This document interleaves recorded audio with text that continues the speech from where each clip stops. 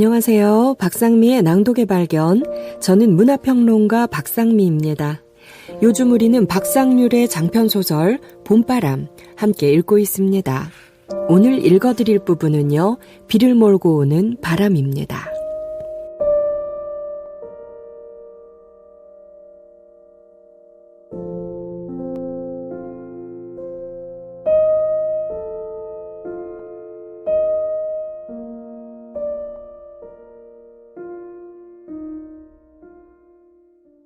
낮에 분 바람에 노란 감꽃이 마당 한 구석에 후두둑 떨어져 쌓여 있었다. 저녁 식사를 막 끝냈을 때 봄바람을 타고 얼마 전 무트로 떠났던 은주 언니가 돌아왔다. 신고 나갔던 고무신은 뒤축이 거의 닳을 정도였고 입고 나간 옷은 꼬치옷 이상으로 떼국이 흘러 반들반들했다. 집을 나간 딸이 돌아오기만 하면 머리끄덩이를 다 뽑아버리겠다고 펄펄 뛰었던 은주 어머니도 막상 돌아온 딸의 추레한 몰골을 보자 아이고 썩을년 이 웬수야 라는 말 한마디만 내뱉고는 뒤돌아서서 치맛자락으로 눈물을 훔쳤다. 그러고는 더 이상 야단을 치지 못했다. 은주는 얼른 부엌으로 들어가서 언니가 먹을 밥을 챙겨 나왔다. 은주 언니는 숟가락을 들자마자 아무 말 없이 밥을 입으로 퍼넣기만 했다. 마치 꼬치가 밥을 먹을 때처럼. 은주는 언니가 무태 나가서 무얼 하다가 돌아왔는지 궁금했지만 언니는 무태서의 생활에 대해선 한마디도 하지 않고 쓰러지듯 자리에 눕더니 그대로 골아 떨어지고 말았다. 다음날 아침 일찍 은주가 자기 어머니 심부름으로 우리 집에 쌀을 얻으러 왔다. 은주가 우리 어머니한테 말했다. 어머니가 쌀 있으면 좀 얻어오라고 했는디. 제사도 아닌디 뜬금없이 쌀은 뭣댐시? 언니가 돌아와서. 그려, 근데 쌀이 있는지 모르겠다.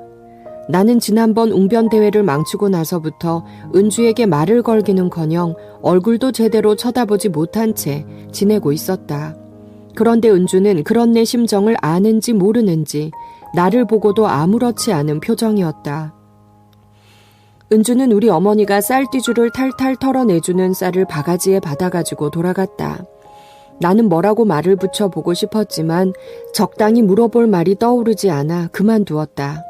그날 아침 은주 어머니는 은주 언니에게 특별히 쌀밥을 해주었다. 그런 뒤 며칠이 지나자 이장집 넷째 아들이 돌아왔다. 이장집 넷째 아들은 읍내에 있는 농업고등학교를 다니고 있었는데 그는 이미 중학교 1학년 때부터 해마다 봄이면 한 번씩 집을 나갔다 돌아오기를 반복하고 있었다. 그 이후로 돌아오는 사람은 아무도 없었다. 가끔 그들의 뒷소식이 바람결에 묻어 날아들긴 했지만 별 신통한 소식은 없었다. 어쩌다 지서에서 나온 순경이 마을에 들러 집 나간 어떤 머시마의 뒷조사를 해가곤 했다. 그러면 그 머시마는 틀림없이 사고를 쳐서 어느 경찰서에 붙잡혀 있는 것이리라. 은주 언니는 집을 나갔다 돌아온 뒤로 얼굴에서 웃음기가 걷히고 통 말이 없어져 버렸다.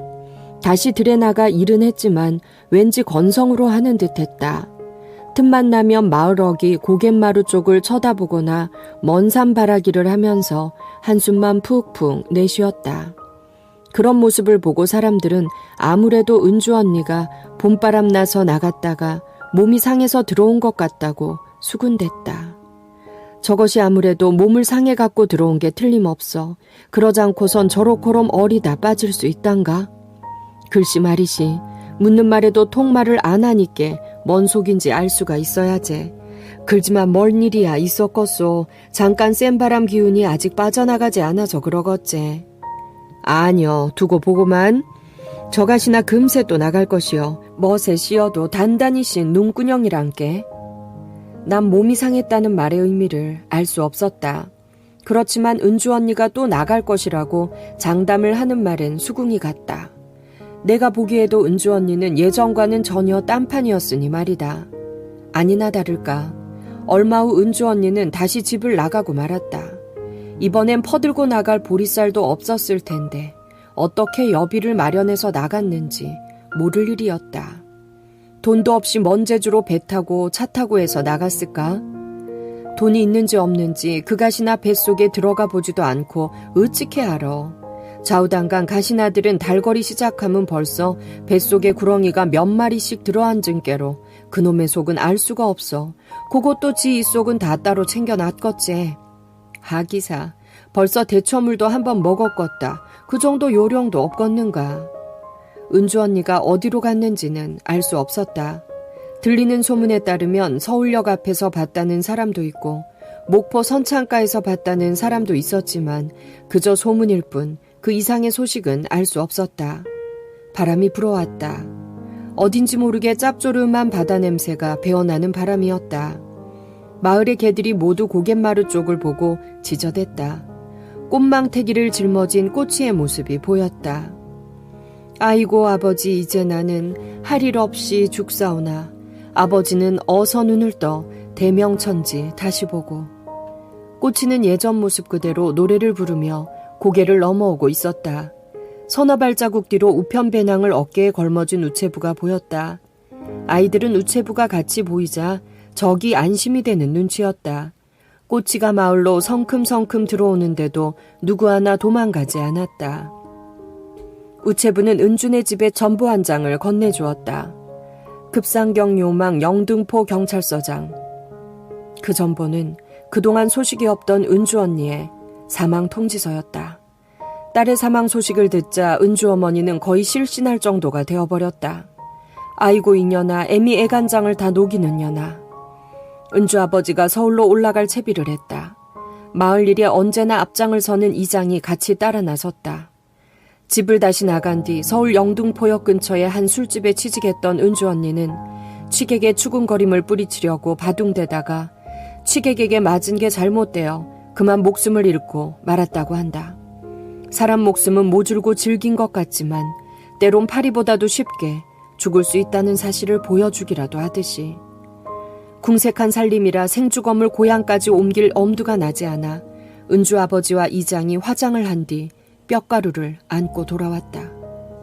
은주 언니의 뼈가루는 주로 어린아이들의 주검만 묻는 마을 앞산 골짜기에 있는 아장골에 뿌려졌다. 은주 고모는 조카가 죽어 돌아왔는데도 무슨 영문인지도 모르고 은주 언니의 보따리를 가슴에 안고 헤헤거리며 마을을 돌아다녔다. 자신이 소박을 맞고 친정으로 돌아올 때도 보따리 하나만 달랑 껴안고 희죽희죽 웃으며 고개를 넘어왔었다. 은주 언니의 보따리는 술집의 내실 선반에 올려져 있었다고 했다. 그 보따리에선 구리무라고 하는 싸구려 화장품통 1개와 집 나갈 때 입었던 옷, 그리고 달걀 2-3줄 값밖에 되지 않는 돈 250원이 나왔다. 은주 언니가 남긴 것은 그 보따리 말곤 아무것도 없었다. 아이고 연병알련, 지가 몹시 바빠서 애미애비보다 먼저 세상을 버려. 은주 언니는 결국 은주 어머니의 가슴에 휑하게 뚫어진 구멍만을 남겼다. 은주 언니는 18 꽃같은 나이를 펴보지도 못하고 이 세상에 번듯한 것 하나 남기지 못하고 장례식도 없이 무덤도 없이 저 세상으로 가버렸다.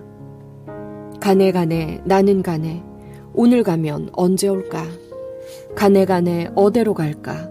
이 땅을 벗어던지면 어디로 갈까? 마을을 떠나 고개를 넘는 꼬치의 노랫소리가 구슬펐다. 그날 밤 바람은 기어코 비를 몰고 와 밤새 부슬부슬 뿌려댔다. 은주 언니가 죽은 뒤 우리 마을은 깊은 적막감에 빠져들었다. 어른들은 누구 하나 웃으려 하지 않았다. 아이들도 함부로 까불거리며 놀지 않았다. 은주 언니의 주검이 뼈가루가 되어 돌아온 뒤로는 바람결로 남아 들려오던 대처로 나간 머시마와 가시나들의 소식도 한자 날아들지 않았다. 그나마 종종 들려오던 뒷소식이 모두 끊겨져 버린 것이었다. 그렇다면 아마 모르긴 몰라도 최소한 추석 명절은 되어서야 머시마와 가시나들의 소식을 알 수 있을 것이다. 그때가 되면 은근슬쩍 돌아오는 이도 있을 거고 돌아오진 않더라도 돌아온 머시마나 가시나 편에 소식 한 점 정도는 묻어들어올 테니까. 나는 여전히 동생 보는 일로 꽤나 바빴다. 게다가 아버지가 읍내장에 가서 사온 염소를 기르는 일이 내 몫이 되어 조금 더 바빠졌다. 아침에 학교에 갈 때 풀이 많은 곳에 말뚝을 박아 염소를 메어넣고 해질 무렵에야 염소를 집으로 끌고 왔다. 우리 집안 살림 형편으론 내가 중학교나 고등학교에 진학한다는 게 무리였다. 아버지 말로는 온 식구가 매달려 뼈 빠지게 농사를 지어봐야 겨우 입에 풀칠하고 나면 남는 게 아무것도 없다고 했다. 옛말 그른 것 하나도 없어.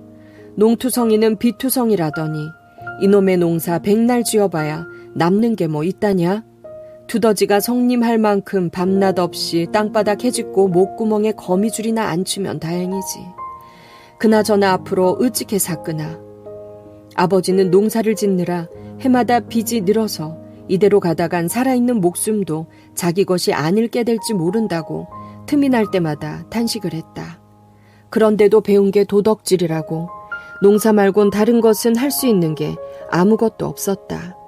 배운 게 있나 가진 게 있나 세상 두 쪽 나기 전엔 죽을 때까지 흙이나 주무르다 갈 이놈의 팔자. 그래서 아버지는 술이라도 한 잔 걸치는 날이면 어김없이 읍에 있는 농업고등학교 타령을 했다. 훈필이 니는 어찌게 하든지 농업고등학교를 나와야 된단 말이여. 그래야만 흙구덩이에서 똥물 묻히지 않고 살 수 있는 것이여. 훈필이 너 이 애비같이 되지 않으려면 농업고등학교라도 꼭 댕겨야 한단 말이여. 이 총구석에선 농업고등학교만 나와도 면석이나 농산물 검사원 아니면 최소한 산림감시원은 할 수 있다는 이유에서였다. 그런데 문제는 돈이었다. 그래서 아버지는 국리 끝에 염소를 사온 것이었다. 자, 훈필아, 이 염소를 잘 키워서 새끼 좀 늘려봐라. 그래야 네가 중학교도 가고 고등학교도 갈 수 있는 것이여. 염소는 순한 짐승이니께 기르기가 그리 어렵지는 않을 것이여. 나는 곧 염소와 친해졌다. 염소가 내 학비미천이 된다는 기대감에서가 아니라 음매에 하는 울음소리가 왠지 좋아서였다. 염소의 울음소리는 꾸밈과 속임이 없어서 참 듣기 좋다. 아니, 어쩌면 울음소리가 아니고 웃음소리인지도 모른다. 아니, 웃음소리도 아니고 염소의 말인지도 모른다. 맞다. 염소의 처지에선 음매에 하는 것이 무언가 자기네들끼리 주고받는 말인지도 모른다. 하지만 우리 사람들은 짐승들이 내는 소리는 모두 운다고 생각해버린다. 소도 울고 호랑이도 울고 부엉이도 울고 개구리도 울고 까치도 울고 매미도 울고 닭도 운다. 절대로 웃는다거나 말한다고 하지 않는다. 난 공부는 그럭저럭 하는 편이다. 그렇다고 공부를 좋아하는 것은 아니다. 공부보다는 당연히 노는 일이 더 즐겁다. 그런데도 내가 공부를 그럭저럭 한다고 표현하는 것은 다른 아이들보다 성적 순위가 조금 앞자리에 있어서이다. 그러나 학업 성취도인가 뭔가 하는 식으로 진짜 실력을 따져본다면 내 실력은 아마 형편없을 것이다.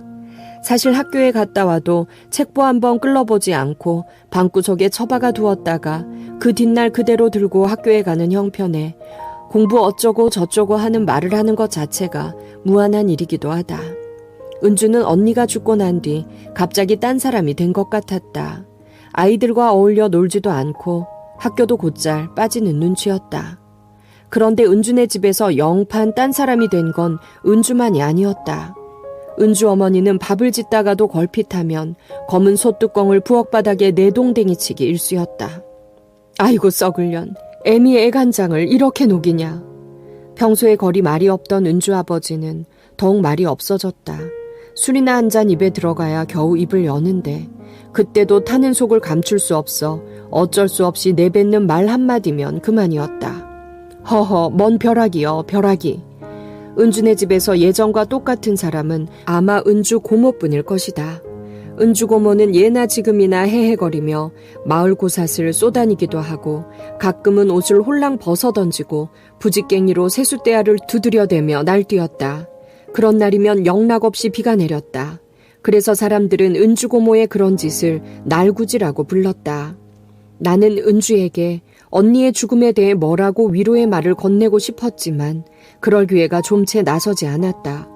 동생을 돌보고 염소를 기르는 일만으로도 꽤 바빴지만 머릿속은 온통 은주 생각뿐이었다. 그래서 염소를 데리고 산에 오르내릴 때마다 산으로 가는 밭둑이나 산 언덕에 삐비가 있으면 뽑아 모았다. 그것도 될 수 있으면 씹기에 부드러운 열인 모았다. 기회를 보아 은주에게 주고 싶어서였다. 삐비는 씹으면 씹을수록 껌같이 된다. 그냥 씹기가 심심하면 소금을 넣고 씹으면 맛이 한결 괜찮다. 송진 냄새가 나는 껌보다 오히려 맛이 괜찮은 것이 삐비껌이다. 나는 은주에게 삐비를 선물해주고 싶었다. 그러나 은주에게 전해줄 기회를 잡지 못하고 번번이 모아두었던 삐비를 내가 씹어 없애야 했다. 쉬는 시간마다 은주네 반 교실 복도에서 창문을 넘겨다보기도 하고 어떤 때는 은주네 집 담을 넘겨다보기도 하며 혹시 은주와 자연스럽게 부딪힐 기회가 없을까 하고 기다렸다. 그러나 애타는 내 마음과는 달리 은주에게 다가가는 건 쉽지 않았다.